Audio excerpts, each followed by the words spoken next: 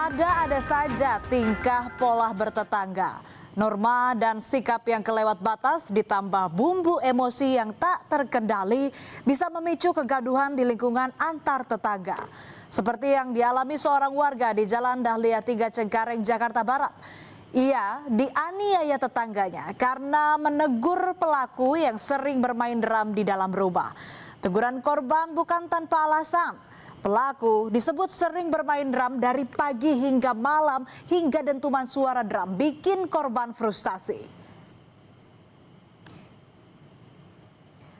Menurut korban bernama Darwin, akar konflik ini sudah muncul sejak setahun yang lalu.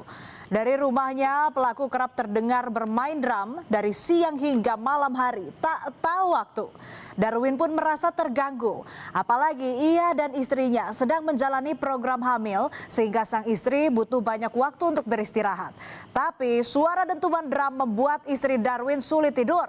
Karena itulah Darwin beranikan diri menegur tetangganya itu. Darwin bilang keluhan itu sudah disampaikan sejak 4 bulan yang lalu namun tidak pernah ditanggapi pelaku. Darwin mengaku sudah 5 kali menegur pelaku secara baik-baik. Saat itu pelaku berjanji akan memasang peredam suara. Tapi bak kapas lenyap terbawa angin. Janji pelaku tak kunjung ditepati. Belum jadi pasang redam atau peredam suara, pelaku masih saja terus menggebuk drum hingga suaranya memekik telinga Darwin dan sang istri. Darwin bilang ia juga sudah berkali-kali melapor ke RT setempat. Ia menyampaikan keluhan karena terganggu oleh suara bising gebukan drum dari tetangganya itu. Namun tak ada perubahan sama sekali. Suara drum itu terus menggema siang dan malam di area perumahan Jalan Dahlia 3 Cengkareng, Jakarta Barat. Istri Darwin, Angel, mengaku stres terlalu sering mendengar suara drum dari rumah tetangganya yang dijadikan kantor advokat itu. Angel bahkan mengalami gangguan perilaku akibat kekurangan waktu istirahat. Akhirnya, emosi Angel memuncak pada Sabtu 7 Februari lalu. Angel mendatangi rumah pelaku untuk menegur. Tak disangka, teguran Angel disambut amarah oleh pelaku. Keduanya cekcok dan Angel mengaku dianiaya oleh pelaku, bahkan juga ditabrak oleh pelaku. Saya ke sebelah mau negur. Pas saya tegur, terjadi cekcok adu mulut. Lalu suami saya tidak lama pulang, lalu dia yang cekcok jadinya sama pelaku. Nah pas cekcok itu, orang tuanya pelaku tiba-tiba dari belakang mobilnya langsung sengaja ditabrakkan ke kita. Jadi kita langsung jatuh. Aku jatuh. Kalau dia setelah dia terjungkal, dia langsung dipiting. Pada 7 Februari lalu, saat Darwin pulang ke rumah, ia melihat istrinya tengah cekcok dengan tetangganya yang kerap main drum. Tentu saja, ia tak bisa tinggal diam. Sigap, ia langsung pasang badan membela sang istri. Suasana komplek yang biasanya lengang itu pun seketika berubah jadi gaduh. Emosi pelaku tak terbendung dan langsung menganiaya Darwin. Pelaku bahkan sempat memiting kepala korban. Teriakan minta tolong korban dan sang istri pun mengundang perhatian warga yang segera membantu melerai keduanya. Akibatnya, korban mengalami luka di bagian kepala hingga kaki. Saya kan dari tempat kerja langsung menuju ke lokasi. Nah, di situ udah panas lah ya, dengan kata-kata gitu kan. Saya melihat istri saya dicaci maki, saya langsung marah dong sama dia. Nah marah, saya bilang sekarang maunya apa gitu, sampai saya maju. Nah dia maju sampai nempel. Nah, maksud saya dorong biar jangan deket-deket. Udah pas dorong, dia datang dari samping, istri saya di belakang saya, dari samping pakai mobil bapaknya, tabrak istri saya sampai jatuh, saya sampai mundur gitu. Nah udah pas mundur, anaknya langsung buru-buru ngambil leher saya, dipiting sampai jatuh. Di situ bapaknya langsung turun. dari mobil langsung menendang pinggang dan bokong berkali-kali sama kepala bagian belakang.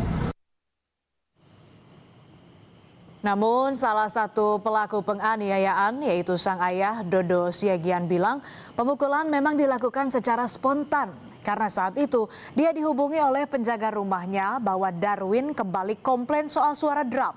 Dodo pun pulang ke rumah. Setibanya di depan rumah, ia mengaku kaget melihat anaknya sudah beradu fisik dengan Darwin. Ia pun membela anaknya dengan ikut memukul Darwin. Namun Dodo membantah telah menabrak Darwin dan istri. Saya lihatlah anak saya udah diginiin. Mungkin karena lebih gede nggak jatuh, ditarik. Ya seorang bapak kan tentunya cemas dong. Ya, takutnya ntar anak saya yang nggak pernah olahraga dipukul kan gitu. Itu si istrinya dulu kena senggol mobil saya, bukan kena tabrak ya. Kalau kena tabrak pasti ke depan. Dia jatuhnya kan samping kiri gitu. Baru si Darwin, saya pikir anak saya juga kena. Nggak kena anak saya. Nah, saya buru-buru turun dong. Waduh, ini kok jadi, saya pikirin nabrak kan gitu. Ya saya ngeliatnya sudah dipiting, udah bergulat, dipiting gitu. Udah dipiting sini, piting, tangannya dipiting gitu.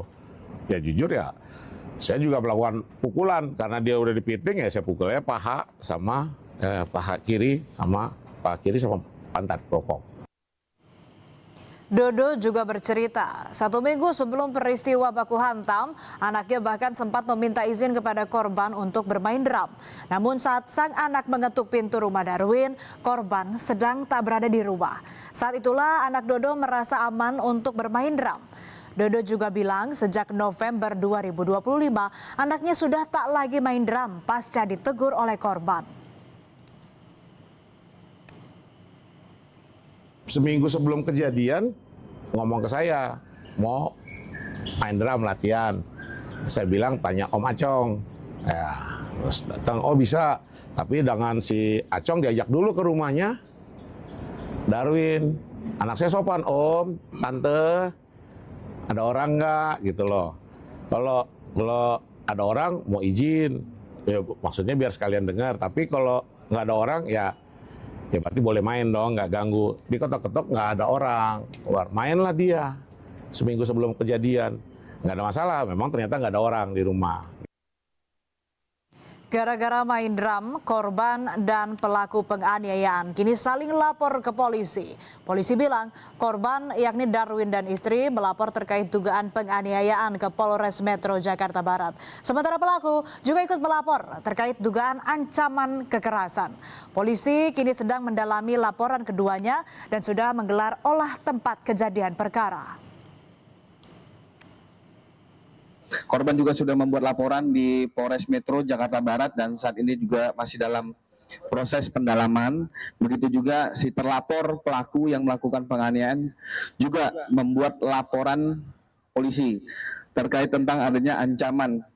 Itu merupakan hak mutlak dari seluruh warga negara.